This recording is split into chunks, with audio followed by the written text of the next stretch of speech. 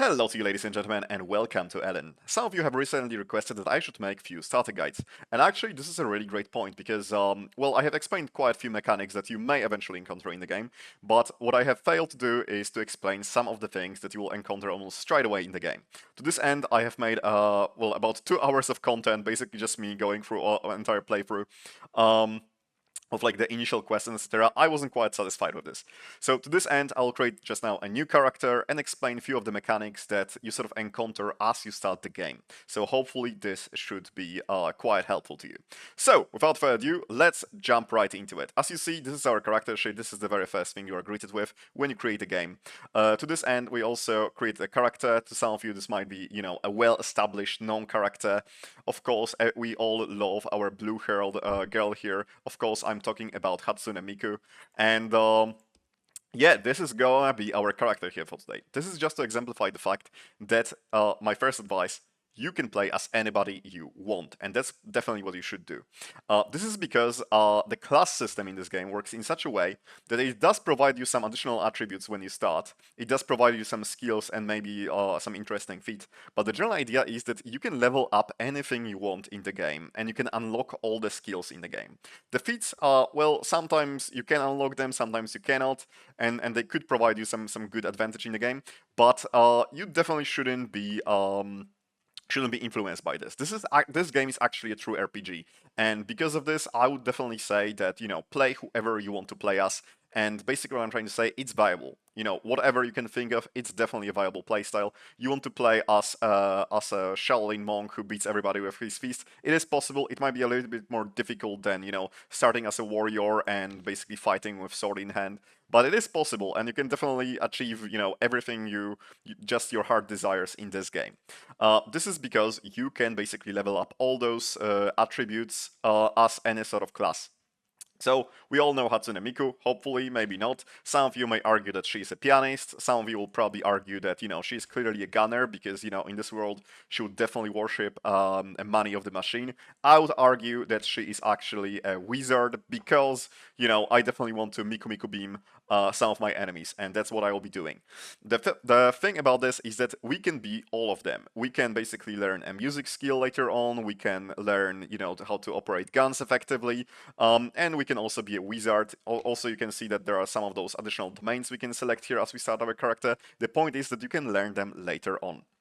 So essentially what I'm trying to say, choose what you feel like, and in the mid game and late game, you can basically just unlock all those skills. You can max up everything you want. Of course, it will take time. It will be slightly less efficient than, you know, doing it as, let's say, leveling your strength as a warrior if you are a wizard, but it is possible.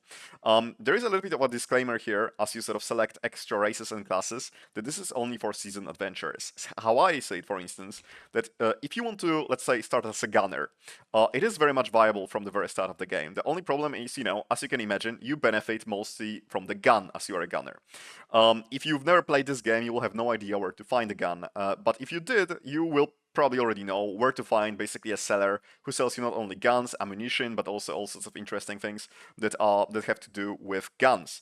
If you've never played it, you will have a little bit of a problem, but that is not to say that it's not a viable or way to play the game, or even that it is much harder to play it. For instance, one of the additional races is a succubus.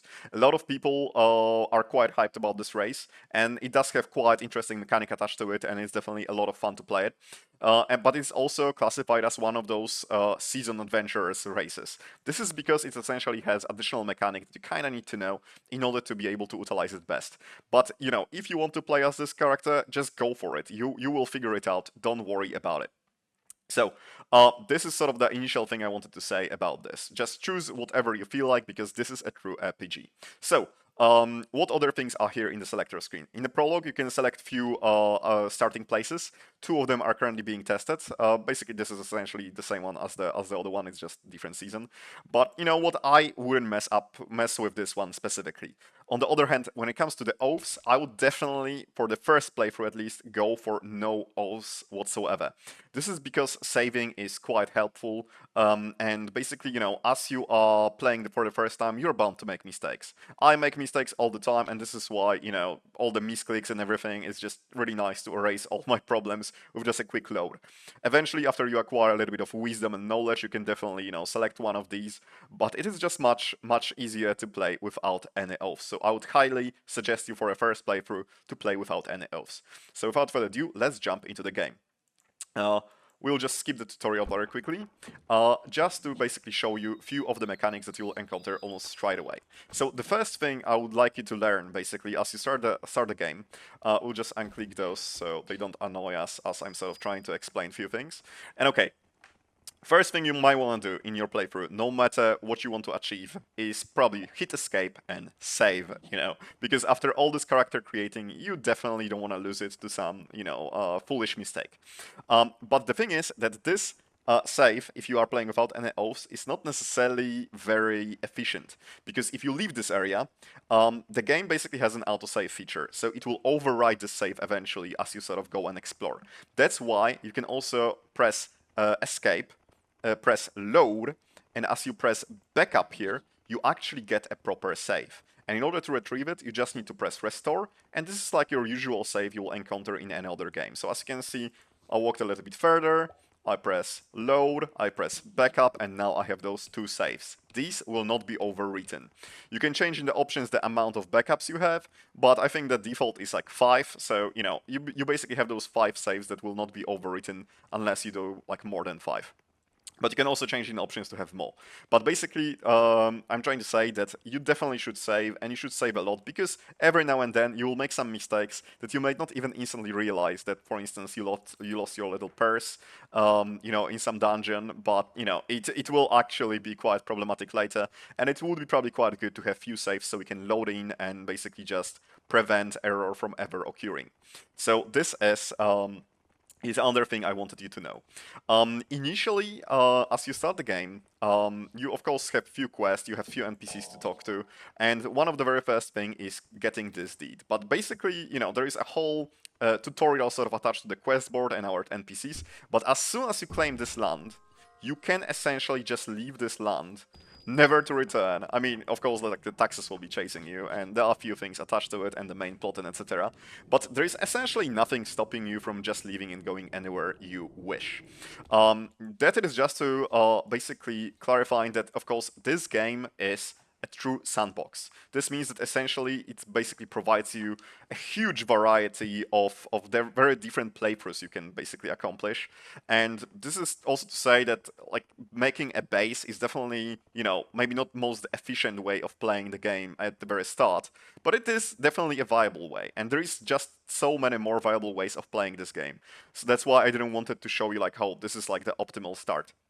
There are so many optimal starts. If you want to be a musician, you can basically just go to any city right about now and just start like leveling up your music skills to earn even more money. This might be the most efficient way in this specific case. But you know what? Having a base and sort of slowly developing is definitely going to help you in most of sort of playthroughs you want to achieve. So, but this is one important thing. Like many people will tell you like, oh, that's probably what you should do at the start.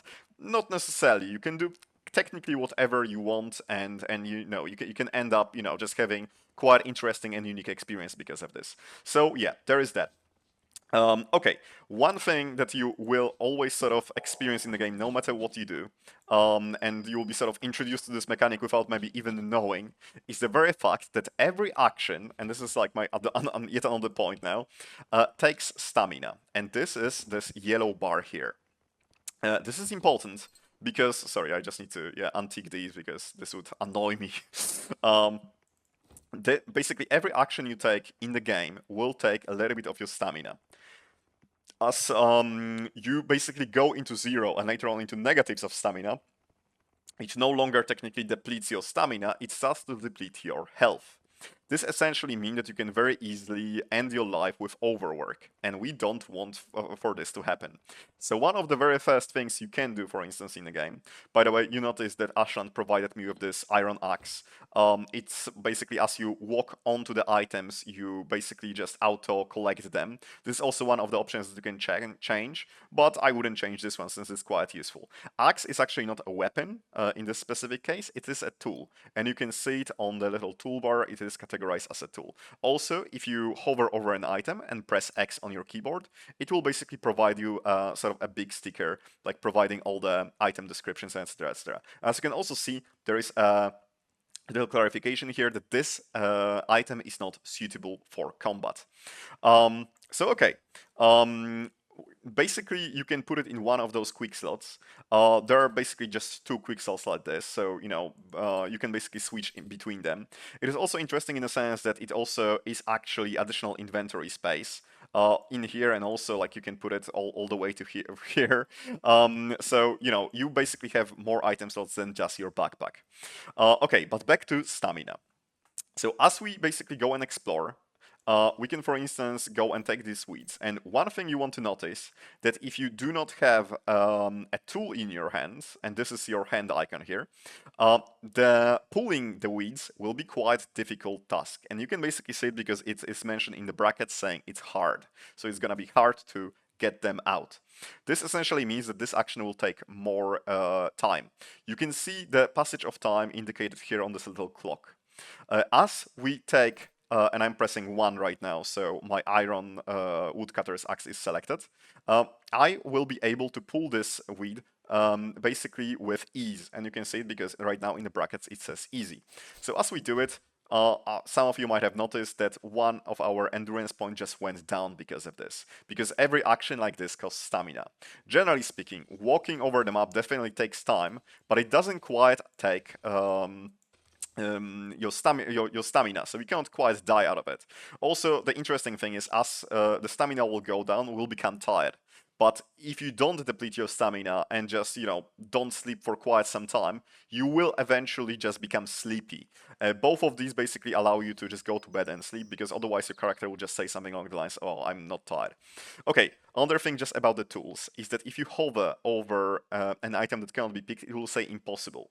That actually does not mean that it's impossible to collect this whatsoever. It only means that with your current skill in mining and with your current tool, it is impossible. If we only had a pickaxe of hard material, and you can sort of see the hardness of materials also being indicated in one of those stickers, you will be able to eventually basically mine everything you want. But more on this also later, hopefully.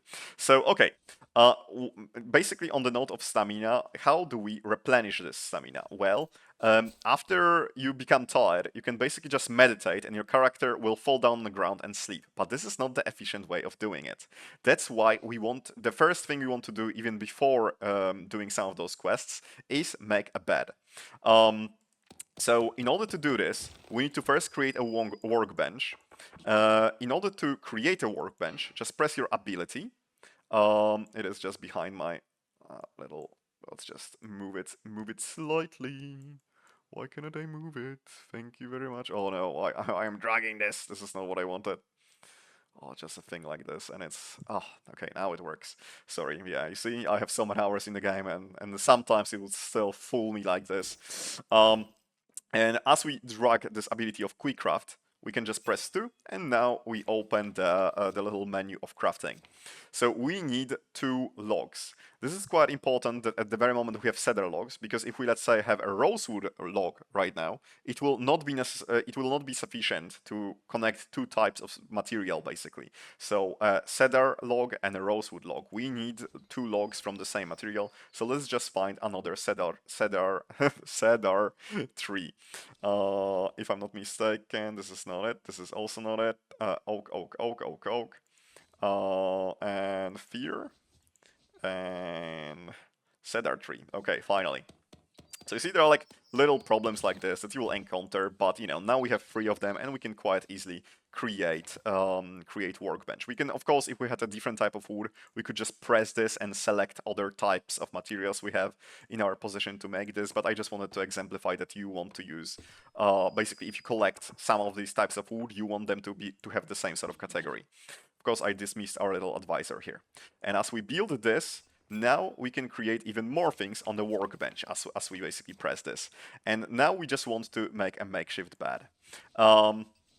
In order to make it, we need leaves and we need those tufts of grass.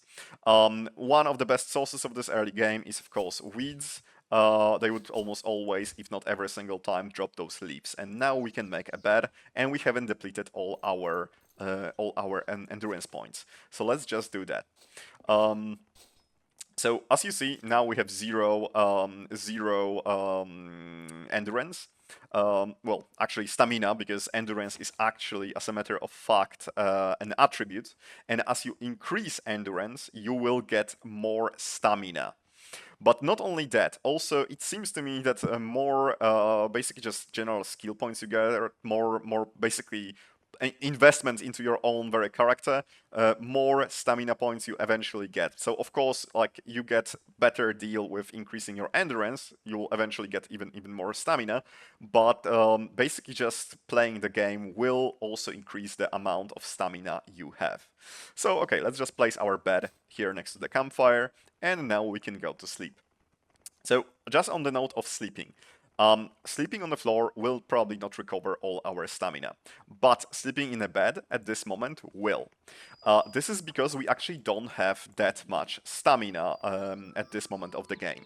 But later on, as you get even more and more of it, you will eventually get, let's say, 100 stamina, and a makeshift bed will simply not do it. You will just recover a little bit of it, but it will not be enough to replenish all of it. That's why you also want to get better recipes for better beds, or you want to buy better beds, because in better beds you have a better sleep, and eventually, this will add up for you to basically recover even more stamina. Even later on, you have some body pillows that you can place on your bed in order to get you even more benefits, basically, from sleeping.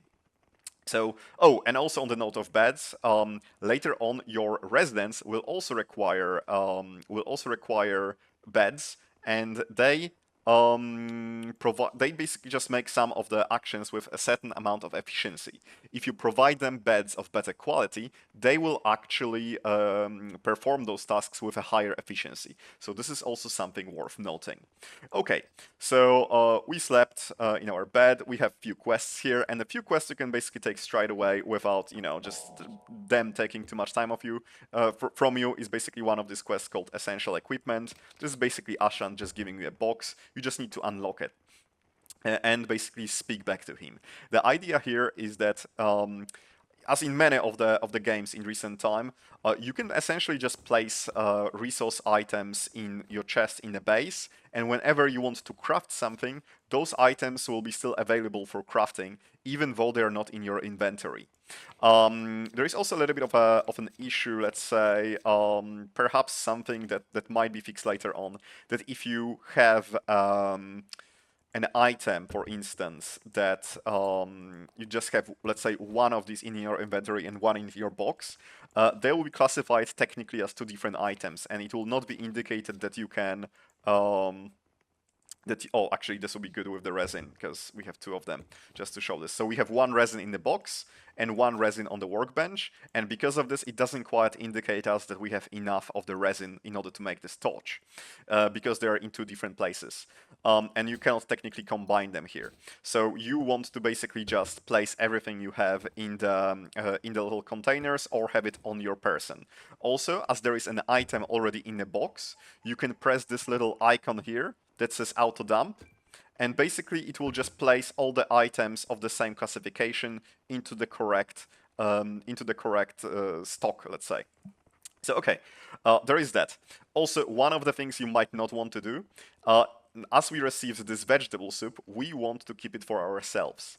If you open up your box and place a food item in this, some of your residents may come over and actually eat this food. So you don't want to lose the sight of your food, you want to keep it in your equipment, okay?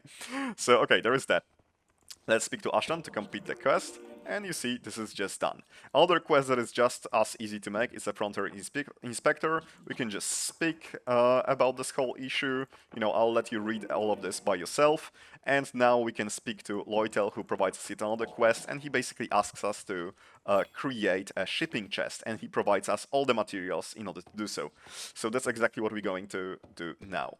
So as we do that, now we have a shipping chest. This is essentially an item that allows you to basically place all the things you don't quite need into the box and set it over, let's say, to the capital in order for you to receive money for it. So let's say if you complete a dungeon, you might want to put items you don't need into the box to get a little bit of money and also possibly golden bars. Okay, so there is that. Another thing that you might want to know, of course, you have a lot of good options here. I always go with a human companion, because you can provide them some good equipment. They are like very strong at the start of the game as well, but more often than not, just for us to be able to understand the game like properly, we want to just maybe ask her to stay in the base. So okay, that is also done. A quest from her is done. But now we basically chose our companion. We can also speak to Fiamma, and we can buy those two items, a home board and a resident board. We are provided initially with 10 golden bars. Actually, the expenditure of 2 golden bars is actually not bad, especially these items are extremely useful, so it's very much worth to have them. Basically, they provide you a little bit of an insight of what residents do you have in a base, what jobs can they perform, what hobbies do they have, the livestock you will eventually have in the game, and also the guests who may be visiting your base. The home board has even more information. I explain it in a lot of my videos, like what sort of information you can read from it, but basically all the issues with your base, where the taxes, well, you will need to pay the taxes, how much you owe to the government, the fertility level. You can check some policies. Some of the policies I would advise you to go for is definitely strict anti-littering law and wheat pulling campaign. Also, the growth boost is up absolutely great at the very start, because we want to get to at least level 2 of the Hearthstone in order to get delegated farming later on. I don't think residential tax at the start of the game is worth it, so you don't have to be worried about this whatsoever. There is, of course, more things here, but, more on this at some point later or in my different videos. So, okay, we spoke a little bit about basically stamina and how it's being used. We spoke a little bit on passage of time. So as you can see, the time is passing. You can see like the day in the calendar, the year, and this is essentially the clock basically to let you know what part of the day it is.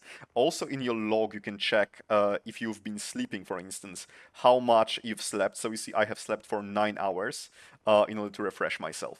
The time is important because essentially, I think it's around at 6 in the morning. If you do manage to plant some crops even at 5 in the morning, and then it's like 6 in the morning or maybe 7, the crops will just grow. So they don't need an entire day, they just need for a time to basically just click to a right time of day in order for them to be counted as a day. This also is quite handy with with a lot of additional things actually, with let's say any sort of quest and etc. But one thing I also want to say, like generally don't be too worried unless you are doing a quest or doing something specific that does require a certain amount of time, of passage of time. Like the passage of time in a game, it will not penalize you too much, and if it does penalize you eventually, there are always ways in the game that will help you to mitigate it. So honestly, if you want to just explore the world, walk all around the place, don't worry too much about it. Of course, you have to pay taxes every month, but this is also not a huge problem, as you will later on realize. As we create a little farm, it will eventually be a non-factor, let's say. So honestly, that's one additional thing I wanted to say. Also, yeah, we spoke a little bit about using the items in those quick slots, right? So as you can see, we are still having our axe here, even though it is not visible right now, and we can basically pull it off at any moment. Okay, we have this.